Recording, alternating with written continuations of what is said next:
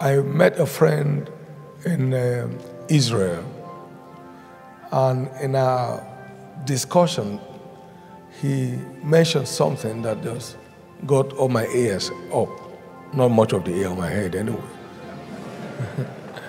And then he said, here we do not have oil, we do not have gold, we do not have diamond.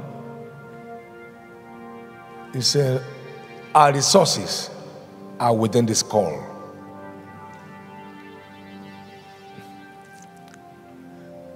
Our most valuable resources are underneath the skull.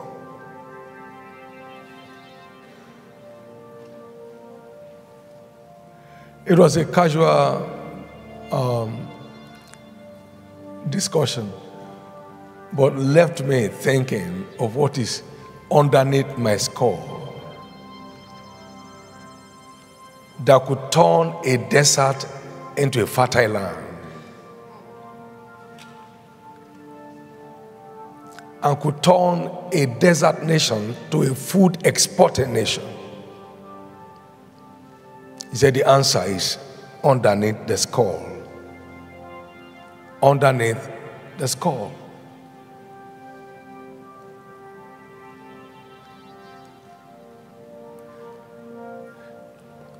Many of the poor nations of the earth are endowed with unbelievable natural resources underneath the earth crust. Yet it hasn't changed their life in any way.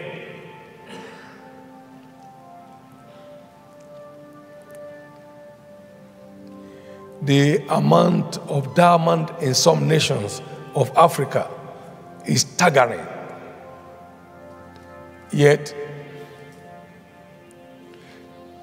one of them has no main grid.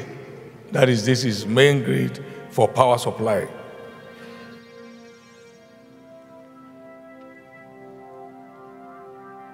And you get in there, if there is no generator working and you need hot water, you will need to wait when there is enough fuel to turn the generator on.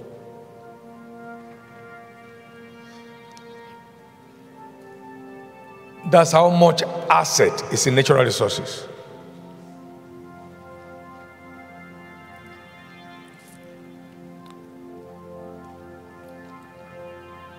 But intellectual resource or resources is the principal asset of any society of people. Capacity to engage the brain for our desired gains.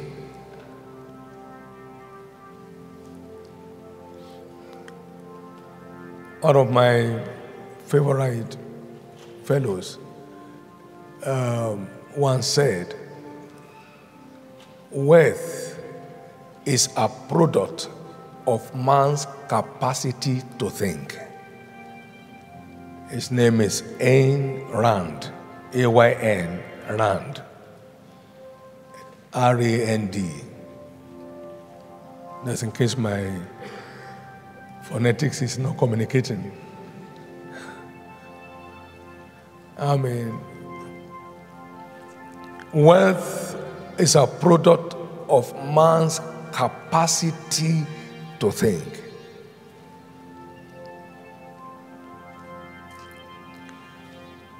We have been teaching and we have been learning. It's time to start thinking. Thinking solutions. Thinking solutions. We are not where we are for lack of capacity. We are where we are for lack of capacity utilization.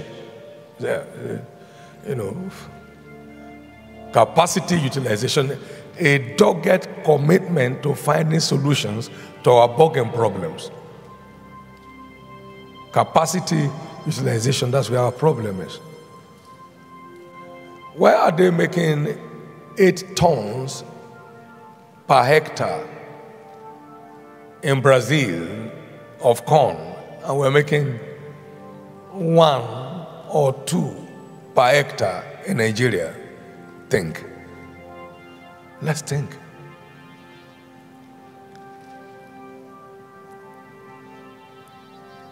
Where are we getting it wrong? Let's think.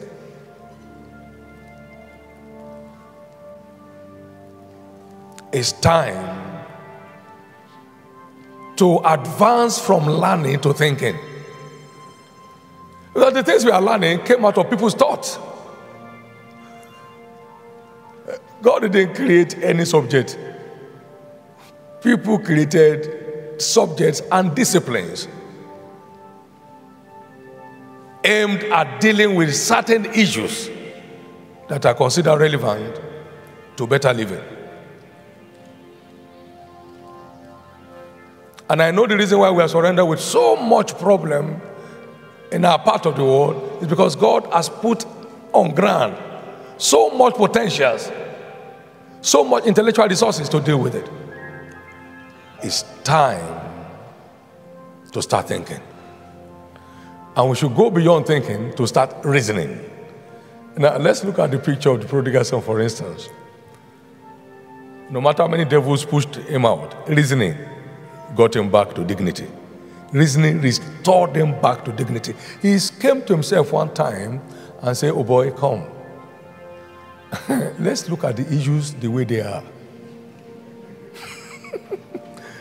Can't you see you are very close to the grave?" He said, "Yes, I see." If you don't know where you are going, can't you know, tell where you are coming from?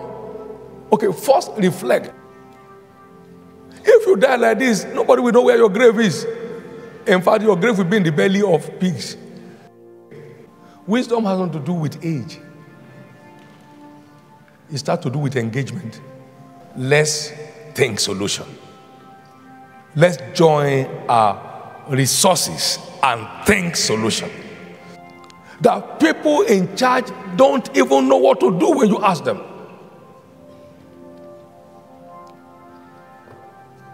The economy has no direction whatsoever. That's why we are here. Not just teaching economic theory, but going beyond that to economic practice. How do we deal with this issue? This thing has the answer to whatever you are looking for. Even when you hear a word from God, you still need to reason on the best approach to execute it. The best approach to execute it. The best approach. The onus is on us. Nobody's coming here to solve our problems for us. We have to commit ourselves to solving it. Thank you so much for staying till the end of this video. Please don't forget to give it a thumbs up, subscribe, and hit the notification bell so you never miss an update. We appreciate you being part of our community and look forward to sharing more content with you soon. Thank you so much for your time, and God bless you.